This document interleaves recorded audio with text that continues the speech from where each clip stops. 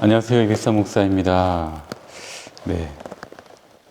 비대면 예배를 준비했지만요. 여러분들 가능하시면 이제는 대면 예배에 나오셔야 합니다. 예배는 권리이자 의무이거든요. 여러분들 이제는 귀찮아도 특별히 격리 중이 아니시면은 우리 대면 예배로 오시기 바랍니다. 말씀부터 함께 보시겠습니다. 말씀은 레위기 20장 22절부터 24절까지입니다. 제목을 영혼을 건 계약이라고 해보았습니다. 수백만 원 내지는 천만 원까지 담보 없이 돈을 빌려주는 광고가 쏟아지던 때가 있었습니다. 요즘에는 청소년들이 접근할 수 없는 시간대에만 광고를 할 수 있게 되었는데요. 여러분, 왜 담보도 잡지 않고 선뜻 적지 않은 돈을 빌려줄까요? 제가 만약에 돈을 빌려가지고 안 갚고 튀면은 사실 잡기가 굉장히 어렵거든요. 대부업체에서 다 이유가 있습니다. 우리가 이 대부업체의 돈을 빌리기만 하더라도 신용등급이 크게 떨어져서 1금융권에서는 거래하기가 무척 어려워진다고 합니다. 사람들은 여간에서는 대부업체에 가지 않거든요. 웬만하면 은행선에서 해결하려고 하기 때문에 대부업체에서는 모든 고객을 먼저는 은행에 뺏겨요. 그러다 보니까 그러지 않기 위해서 머리를 쓴 것이 먼저 대출을 선뜻 해줘서 그분들의 신용등급을 떨어뜨리는 것입니다. 여러분, 혹시라도 장난반 호기심 반으로라도 대부업체 돈을 사용하면 나중에 정상적인 금융활동에 막대한 지장을 받을 수가 있으니까 절대 따라하시면 안 되겠습니다. 왜냐면요, 파워포인트는 이렇게 오시면 볼 수 있는데요.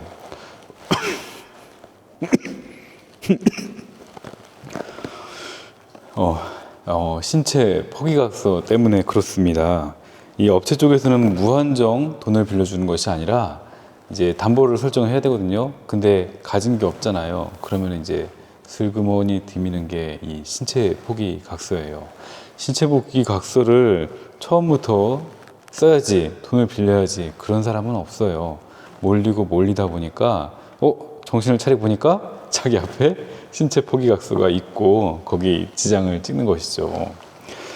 자, 일단 신체 포기 각서의 내용대로 진행이 되면은 남자는 이제 원양어선 대탐험을 하거나 이제 장기를 적출하고, 여자분들은 이제 성노예가 되거나 싫으면 장기를 적출해야 합니다.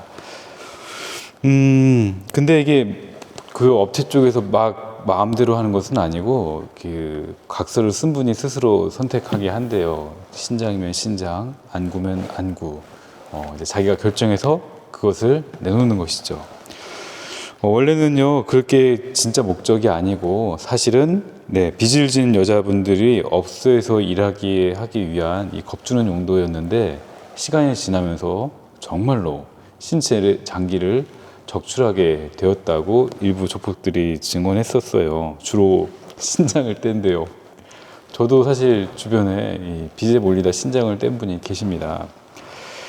신체 포기 각서는 당연히 불법입니다. 그런데 몰리다 보면은 아무도 도와주지 않거든요. 선뜻 돈을 빌려주지 않습니다. 그래서 이 신체 포기 각서라도 쓰면서 돈을 빌릴 수 있는 것을 감사하게 생각하거나 행복해할 수 있는데, 부디 여러분에게는 그런 일이 없으시길 축원합니다.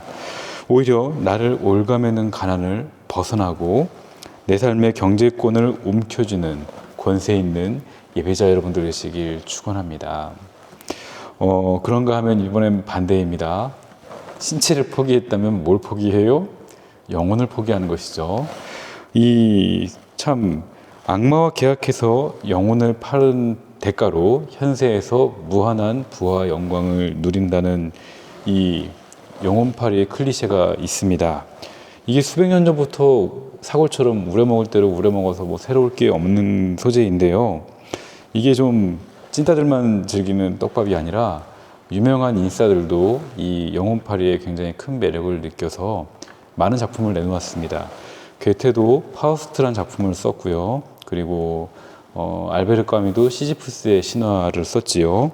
그리고 슈베르트는 가곡 마왕을 만들었습니다. 내용은 다 그 핵심 줄거리는 주인공이 악마와 계약해서 영혼을 판 다음에 부와 영광을 누리고 그 다음 어떻게 해요?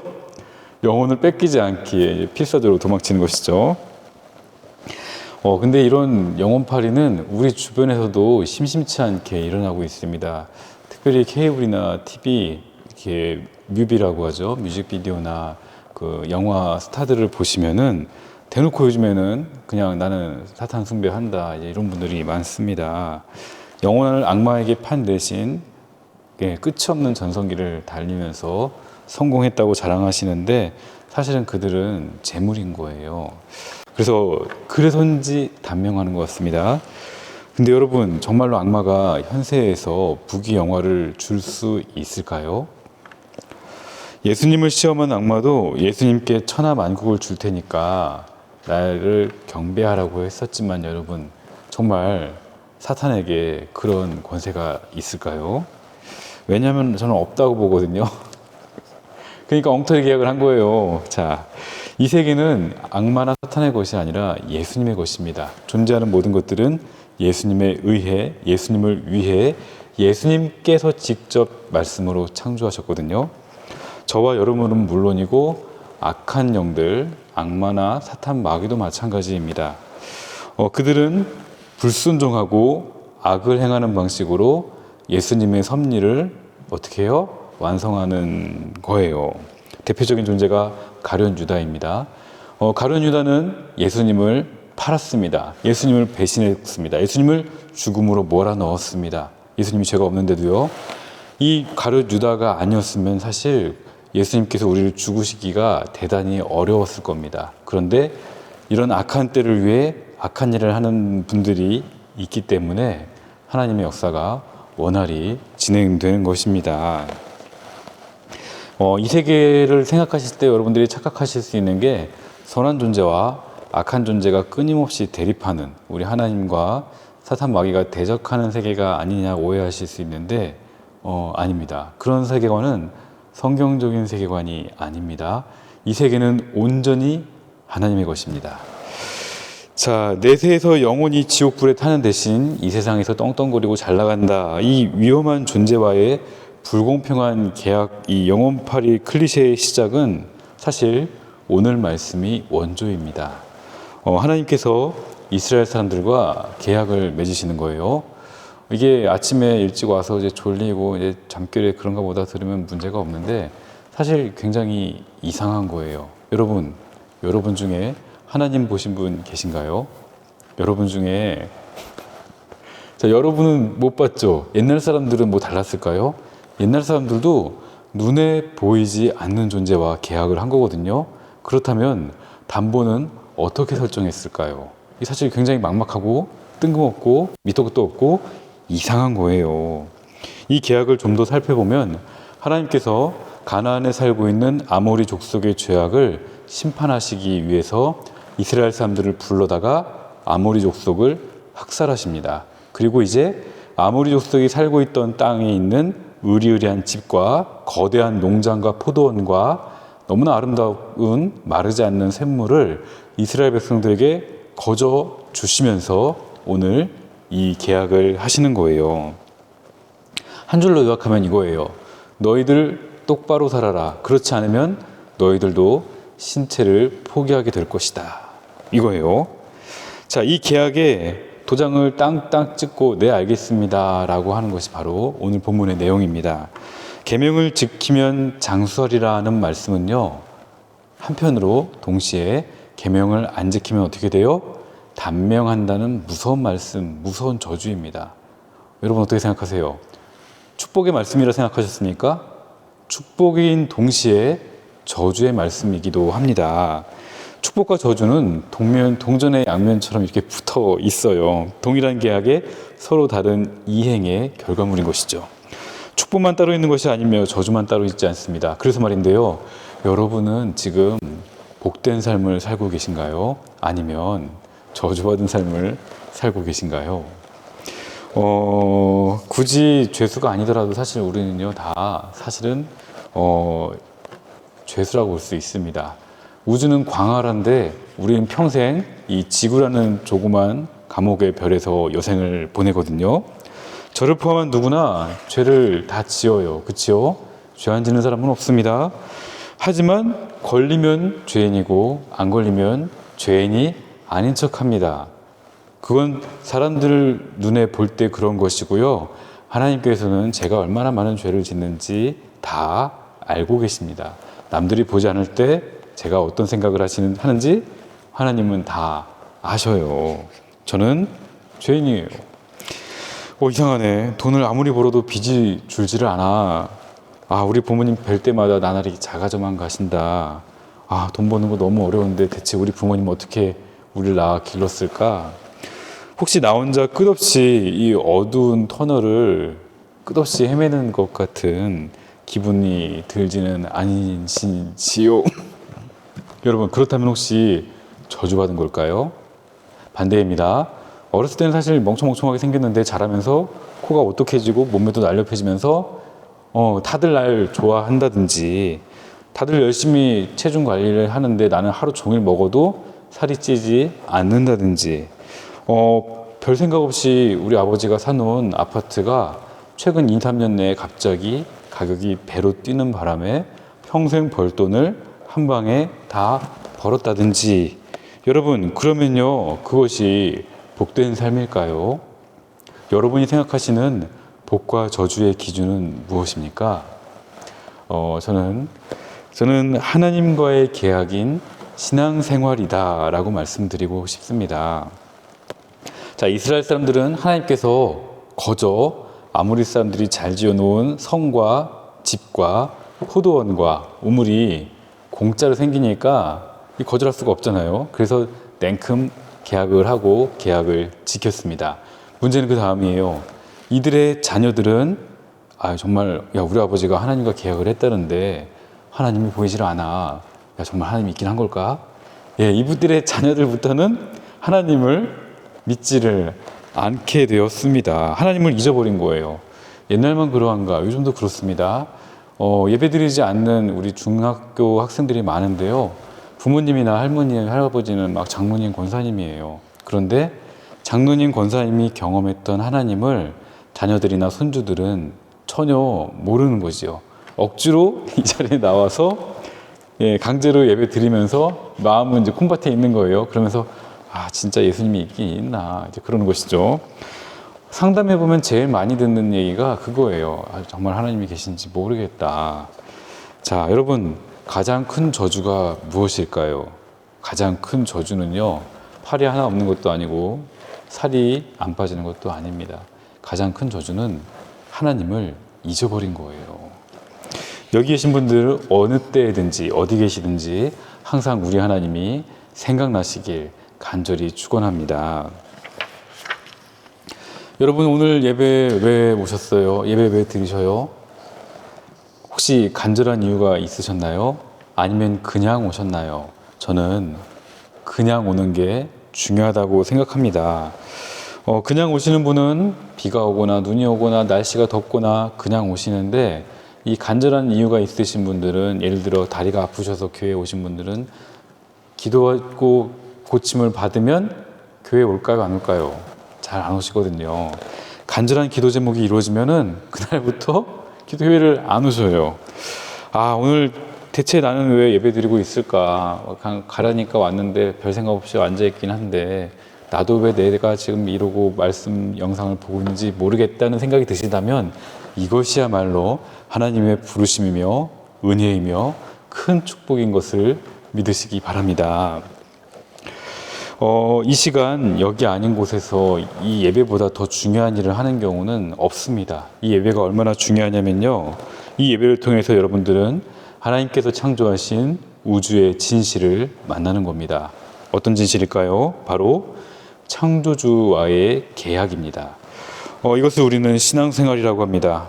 우리가 예배 시간에 그냥 나무토막 그냥 멍하니 앉아있다가 다시 멍하니 이제 집에 가는 그런 것이 아니고, 말씀이 들리잖아요. 이 말씀을 통해서 하나님과 나 사이의 계약사항을 면밀히 검토해 보는 거예요. 자, 예를 들면 요절이에요. 또 여호와를 기뻐하라. 그가 내 마음의 소원을 내게 이루어 주시리로다 하는 말씀이 있습니다. 여러분, 그러면요, 그런가 보다 하지 마시고 정말 그럴까 의심해 보는 것이죠. 정말 하나님이 나의 소원을 이루어 주실 수가 있을까? 여러분, 궁금하시다면 뭘 해야 합니까? 여호와를 기뻐해야 하는 것이죠. 자, 신앙생활은 이러한 분명한 계약의 형태를 가지고 있습니다. 막연히 주여 주여 하루 종일 주님께서 알아서 나에게 잘해 주시겠지 않을까라는 생각만 하고 집에 가는 것은 결코 예배가 아니에요. 알아서 잘해 주지가 않고, 그게 아니고 분명한 계약의 형태가 있어서 하나님도 계약을 이행하시고 여러분도 계약을 이행하셔야 합니다. 제가 엊그제 공과책을 또 새로 하반기 걸 주문했습니다. 공과책 보시면요, 앞에 딱 하나님의 언약이라고 써 있습니다. 방송만 보시는 분들은 모르실 텐데 종종 보시러 오셔가지고 공과책 받아가 보셔요. 자, 언약이라 하면 계약이에요. 계약 얘기가 나와서 말인데요. 계약은 항상 당사자 두 사람이 필요합니다. 혼자서는 계약을 할 수가 없어요. 여러분은 하나님과 어떤 계약을 하셨습니까?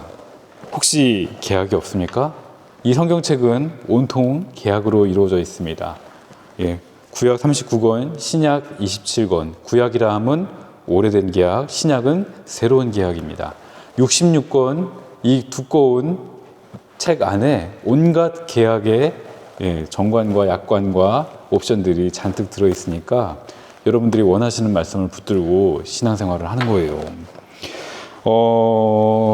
자, 예수님이 있나 없나, 하나님이 없는 것 같아, 이런 걸로 시간 보내고 있을 것이 아니라 보이지 않는 신과 약속을 하시고 계약을 하시고 정말 그 계약을 이루어 주시는지를 보는 거예요. 그러자면 어떻게 해야 돼요? 나도 계약을 지키는 것이죠. 이것을 신앙생활이라고 합니다. 자, 하나님, 나는 이상형의 좋은 사람을 만나서 행복하게 살고 싶습니다. 그럴 테니까요, 제게 만약 그런 삶을 허락하신다면 제가 교인으로서의 의무를 다하겠습니다. 예배에 빠지지 않겠습니다. 이것도 일종의 계약인 것이죠. 이 계약의 담보는 다시는 돌이킬 수 없는 나의 시간입니다. 문제는요, 시간은 계속 어차피 흘러간다는 거예요. 여러분, 예수님을 믿어도 시간이 지나가고 예수님을 안 믿어도 시간이 지나갑니다. 그런데요, 예수님을 믿은 분들은 정말 하나님께서 상상도 못한 계약을 이루어 주신다는 거예요. 이것을 여러분들이 경험해야 하나님이 없는 것 같아 이제 그런 얘기를 안 하시게 되는 거예요. 여러분, 한번 영혼을 걸고 나의 전부를 걸고 계약을 지켜보시길 바랍니다. 막연히 하나님이 나에게 잘해 주시면 좋겠지, 이거는 딱 5살 때까지고요. 여러분들은 이제 벌써 14살 이상이잖아요. 그렇죠? 아프리카에서는 이미 성인식을 하고 성인으로 인정받는 나이예요. 여러분들은 이제 하나님과 스스로 계약을 하실 수가 있습니다. 계약을 하셔야 합니다. 자, 그래서 말인데요, 여러분, 이제 하나님과 어떤 계약을 붙드시겠습니까? 여러분들이 가급적 좋은 말씀들을 기억하게 하기 위해서 저희는 항상 주보에다가 요절을 내고 있습니다. 참 좋은 말씀들이에요. 요절들을 외우시고, 정말 그럴까? 정말 내 소원 들어주실까? 여러분들이 하나님을 계속 기뻐해 보는 것이에요. 자, 주변에 혹시 무당인 분들 아는 분 계신지요? 신내림을 받는 분들이 계신데, 이 신내림이나 혹은 정말 귀신 들린 분들이나 이런 분들 가까이서 보면 진짜로 무섭거든요. 바짝 쫄게 돼 있어요. 무서워요. 근데 여러분, 귀신들도 무섭지만 우리 하나님이야말로 정말 두려우신 분이에요. 이런 하나님께서 여러분과 언제든지 계약하시기 위해 준비하시고 기다리고 계십니다. 자, 정확하게 말씀을 숙지하고 계약을 이행해 보세요. 그래서 여러분들은 하나님께 실제적으로 정말로 내가 구한 것을 받아보는 겁니다. 계속해서 그렇게 복을 받아야 하나님이 계시구나, 이걸 알 수 있는 겁니다. 자, 나를 낙심시키고 나를 무너뜨리는 그것들을 우리는 사실 이기기가 어렵습니다. 그것들을 하나님께서 이겨주시는 겁니다. 그러기 위해서는 여러분들도 이제 약속을 지키는 예배자가 되셔야 합니다. 예배는 최소한입니다. 예배를 드리지 않는 사람은 교인이 아니고 사실은 믿음이 없다고 볼 수 있습니다. 여러분들이 예배 생활을 하시면서 기도 생활을 하시는 거지요. 자, 대면 예배로 오시면 통성 기도를 하고 제가 이제 예배를 마치는데요. 오늘은 비대면으로 그러니까 오셨으면 좋겠습니다. 제가 기도하겠습니다. 사랑하시는 하나님 아버지, 누가 봐도 감사하고 멋진 삶은 정작 나와는 상관없는 것 같이 나는 그냥 찐따처럼 병풍처럼 많은 시간들이 지나갑니다. 주님, 이러지도 저러지도 못하고 그저 나는 안 되나 보다 마음이 낙심될 때 나를 살리시고 구원하시기 위해 선한 계약의 말씀을 내미시는 하나님을 바라보며 나의 영혼을 맡겨드립니다. 나를 받으시고 내게도 놀라운 일들을 보여 주옵소서. 예수님의 이름으로 기도드립니다. 아멘. 한 번 더 기도하겠습니다. 여러분, 이게 사람이 그래요. 이게 처음엔 바른 자세로 대면 예배를 드리다가도 이제 누워서 보고 게임하면서 보고 먹으면서 보지 않으시는지 모르겠습니다. 자, 헌금도 예배입니다. 대충 하지 마시고요. 저번에 알려드린 계좌로 이체하시면서 헌금 생활도 하시고 대면 예배로도 오시기 바랍니다. 제가 헌금 기도하겠습니다. 주님, 죄수처럼 답답하게 방 안에 틀어박혀 앉아있거나 누워서는 뭔가 열심히 하기는 하지만 정작 나를 위해 잘 준비할 수 없는 죽음 같은 때가 있어 주님을 바라보며 이제 주님과 계약을 하고자 합니다. 모든 계약을 완벽하게 이루시는 하나님을 매일 믿음으로 바라보고자 합니다. 내가 아무것도 할 수 없을 때에 마음 무너지지 않도록 믿음 지켜주시고 마침내 하나님께서 약속을 이뤄주시는 날까지 나도 중단 없는 신앙생활을 경주하게 하옵소서. 이제는 아무것도 할 수 없을 때에 나에게 손 내미시고 나에게 약속의 말씀을 주셔서 놀라운 기회를 주시는 예수님의 은혜와 아무도 나를 사랑하지 않는 것 같은 때에도 나를 사랑하시는 하나님 아버지의 믿을 수 없는 사랑과 우리 함께 차갑고 냉정한 현실에서 더 나은 삶으로의 항해를 시작하게 하시는 성령 하나님의 감화, 감동, 역사, 교통, 주관, 동행하심이 여기 중등부로 모여 예배하는 사랑하는 모든 예배자들의 꿈과 삶과 바라는 이상과 가정과 일터와 사랑하며 지키고자 하는 모든 이에게 충만히 임하시어 약속의 말씀 부여잡고 중단 없는 신앙생활을 하게 하옵시기를, 그리하여 계약을 이행하게 하시기를 간절히 축원드리옵나이다. 아멘.